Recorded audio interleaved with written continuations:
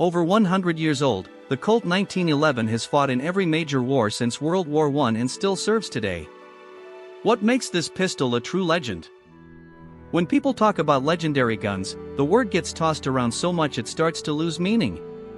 But in the case of the Colt 1911, it earned every letter of it. This pistol is over a century old. Has fought in 2 world wars, Korea, Vietnam, Iraq, Afghanistan, and still serves today in some military units.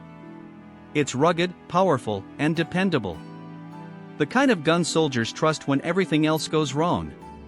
To understand where the Colt 1911 came from, we need to rewind a bit to 1898 and to the deck of the USS Maine in Havana Harbor. War revolvers and a problem in the Philippines. The battleship was in Cuba to protect American interests during Cuba's struggle for independence from Spain. Then boom, it exploded. It was probably an accident, but the newspapers whipped the public into a frenzy, demanding war, and the US obliged.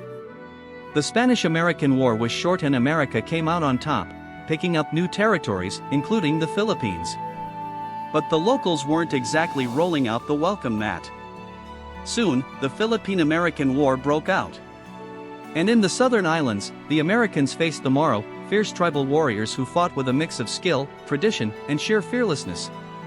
Reports say the Moro would sometimes wrap themselves in thick ropes or vines as makeshift armor and even take drugs before charging into battle. And here's the problem. The US Army's standard issue sidearm, the double-action .38 Colt revolver, just wasn't stopping them. There were cases where soldiers emptied an entire cylinder into a charging Moro, and the warrior kept coming. Sometimes the American soldier was dead before the Moro could be stopped. Clearly, the Army needed a sidearm with more stopping power. Bigger bullet, better gun. Enter 2 men, Colonel John T. Thompson, the same man who would later create the Thompson submachine gun, and Major Louis Laggard. The Army tasked them with finding a replacement pistol. And their methods were, well, controversial. They carried out ballistic tests at a Chicago slaughterhouse, firing into animal carcasses to test penetration and stopping power.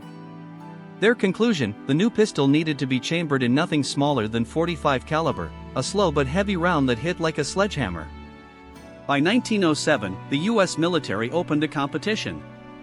Gun makers were told the pistol had to be semi-automatic, minimum 6-round magazine, trigger pull under 6 lbs and easy to strip down and maintain in the field. Entries poured in from Smith & Wesson, Savage Arms, the German company Luger, Webley from Britain, Bergmann, and Colt. Working with genius designer John Moses Browning, the Browning design versus the Savage. After initial testing, only 2 pistols made the final cut. The Savage Arms entry and the Browning's Colt. The Savage had a bigger magazine and was lighter, but the Colt was more reliable, and reliability is king in combat. The final showdown came in March 1911. Both pistols faced brutal testing. Fired thousands of rounds, dunked in water, packed with sand, fed deformed ammunition. The Savage had 37 malfunctions out of 6,000 rounds. Not bad. The Colt, not a single jam. On March 29, 1911, the Army officially adopted Browning's design as the M1911. The M1911, built for war. Unloaded, it weighed about 1.1 kilograms, that's 2.4 pounds. The overall length was 21 centimeters or about 8.4 inches. The barrel was 12.7 centimeters, that's 5 inches. 7-round magazine firing 45 ACP cartridges. It was semi-automatic and recoil-operated. Each trigger pull fires 1 shot and the recoil cycles the next round. The M1911's first uses are debated. Some British officers bought them privately and may have carried them in colonial conflicts. The US first issued it in the Philippines in 1913, used it during the 1914 Veracruz landings and in the expedition to hunt down Pancho Villa in Mexico, but its true baptism of fire was yet to come. World War I, the Colt proves itself.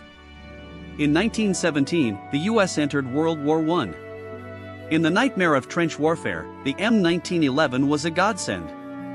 Close quarters trench raids, brutal no-man's land charges, tight, muddy dugouts. The hard-hitting .45 was exactly what you wanted when the enemy was close enough to smell them. There weren't enough of them to go around. Officers got priority, but production ramped up fast. Colt even subcontracted to other manufacturers to meet demand. One legendary moment came courtesy of Sergeant Alvin York. After silencing multiple German machine gun nests with his rifle, York was charged by a group of enemy soldiers.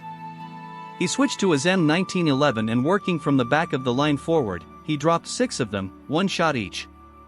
That day, he killed over 20 and captured 132 Germans. He got the Medal of Honor, and the 1911 got another notch in its legend. Improvements: the M1911A1. After the war, troops loved the pistol, but wanted a few tweaks. Shorter trigger, arched mainspring housing for a better grip, longer grip safety spur to prevent hammer bite, and improved sights. In 1926, the upgraded M1911A1 entered service. It wasn't just made in America. Production spread to Argentina, Norway, Canada, and Spain. By the end of World War II, more than 2 million had been produced. World War II, the sidearm of victory. In World War II, the 1911A1 was everywhere with officers, NCOs, pilots, truck drivers, tank crews, basically anyone who might need a sidearm. The Army introduced the M1 carbine to replace pistols for rear troops. But the .30 caliber carbine lacked the raw stopping power of the .45. Many soldiers stuck with the 1911. Strangely, even the Germans used them. After occupying Norway, they took over the Kongsberg factory, making licensed 1911s. Instead of retooling, they kept making them, calling it the Pistol 657N. Korea, Vietnam, and the Tunnel Rats. The M1911A1 fought in Korea and Vietnam. In Vietnam, it became the best friend of the Tunnel Rats, soldiers who crawled into pitch-black Viet Cong tunnels. In those cramped, suffocating spaces, a compact, powerful sidearm was priceless. The official replacement, but not the end. In the mid-1980s, the Beretta M9 officially replaced the M1911A1. But many soldiers weren't ready to give it up. In 1993 in Mogadishu, Somalia, Delta Force snipers Gary Gordon and Randy Sugard used their M1911S to defend a downed helicopter pilot after running out of rifle ammo. Both were killed in action and posthumously awarded the Medal of Honor. Even today, certain U.S. Special Forces still carry custom 1911 variants. Law enforcement and civilian life. The 1911 has also been a law enforcement favorite, adopted early on by the Texas Rangers, the Border Patrol, and the FBI. Many police departments still issue or allow it. For civilians, the pistol has cult status. Original World War I and World War II 1911s are treasured collectibles. Modern versions are made by over 150 companies worldwide in everything from classic GI configurations to highly customized competition models. A century of service. From the jungles of the Philippines to the deserts of Iraq, the Colt 1911 has earned a reputation as one of the most reliable battle-proven pistols ever made. It is the longest-serving military handgun in history, and it's still going strong after more than 110 years. Not bad for a weapon designed before World War I.